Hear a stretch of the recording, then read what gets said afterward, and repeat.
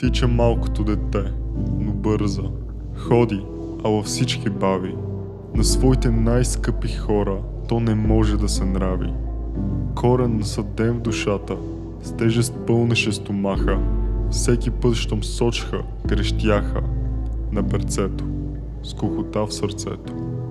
Шумът кънти най-обилно между най-познатите стени. Наранено бе, но силно. Нужда имаше от някой да подсуши вечния порой. Мир да носи с думите: тук съм, не се бой.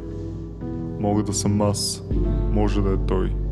Щом сърцето пази, правилен е пътя на живот в покой.